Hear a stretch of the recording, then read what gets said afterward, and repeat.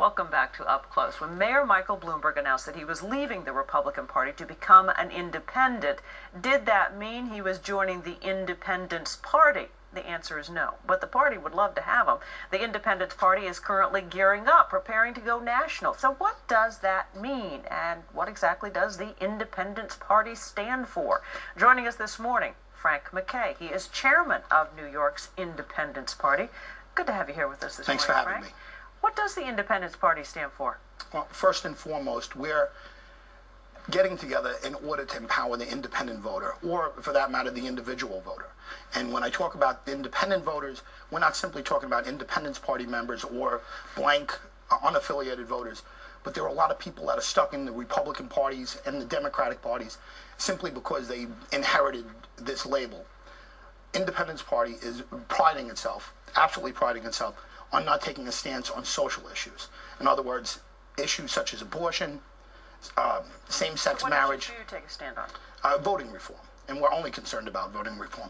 We're a political party, and that's all we care about. Same-day voter registration, initiative and referendum, anything that empowers the independent voter. So, for instance, I'm no party affiliation, but that doesn't make me an independent part of your organization. If I'm not affiliated to any party, that doesn't necessarily make me an Independence Party person, right? Now, here in New York... Help people understand the difference. Here in New York, we have 360,000 Independence Party members and growing. More prominent than that are the independents, how you just described yourself. There's 2.2 million blank voters or unaffiliated voters. Those are true independents. Voter. and actually, that's a derogatory name. We should get rid of the term blank. You're an unaffiliated voter. You're a true independent. Right. And we passed a resolution years ago, several years ago, that allowed the independents, the blank voter, to come into the Independence Party and vote in any statewide primaries. We've yet to have one, but when that happens, you would, for the first time in New York State, be able to vote in a primary. And that was the point I was going to make. I don't vote in primaries because I can't, because of no party affiliation. But an Independence Party voter can. Yeah, and now, because of our bylaw change and because of a federal lawsuit that we were successful with, you could vote in the Independence Party. So we're a bridge to these 2.2 million blank voters, which we're glad to know that you're one of them. You obviously would love to have Mayor Bloomberg run for president, and even more exciting for you, I'm sure, would be if he ran on an Independence Party ticket. Are you actively trying to seek out him and trying to get him to run for president? Well, we heard the mayor's words, and I think we have to respect, at this moment in time, he's not a candidate for office. But when February... talk to some of his staff? Sure. And I think that some of his staff would enjoy the fact that a Bloomberg candidacy could really change things and certainly be historic. February 5th of this year, there will be the real Super Tuesday. And a scenario where, let's say, for example, Mayor Giuliani was facing off against Senator Clinton or Senator Obama. In a scenario like that, I think it would be the least case scenario where Mayor Bloomberg would take a presidential run. I think, at the same time, on the other hand, if there was a Fred Thompson or a Mitt Romney that looked like they were going to head the Republican ticket, and Senator Clinton or Senator Obama was going to be the Democratic nod, I think it's a much more tempting scenario for Mayor Bloomberg. It's only my speculation. I certainly can't speak for the mayor. But what factors do you look for when you look at candidates that you're going to support? We're looking in the big race, the presidential race.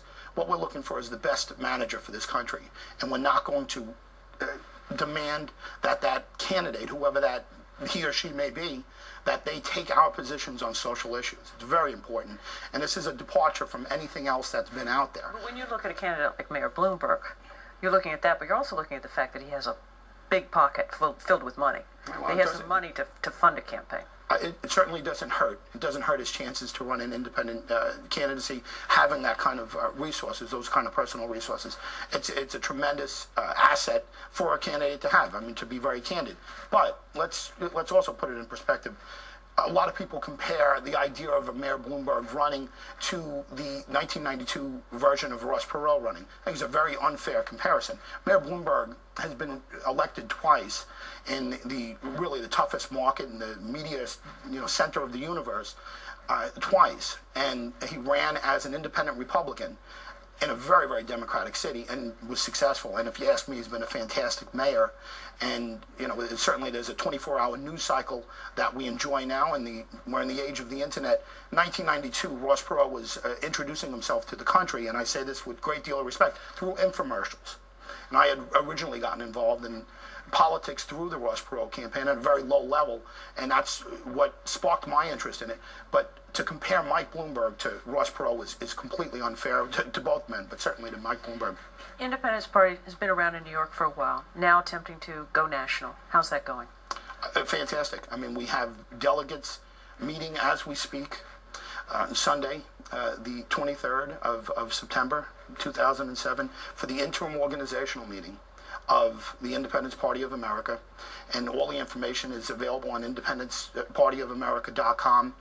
And you're looking at having a convention next year, correct? A convention will be next year. This is the organizational meeting, and we'll be adopting a charter that charters a national party. And as of this Sunday, the 23rd, as we speak, a charter is being adopted, and a national chair will be elected. All of this takes money. This will take money.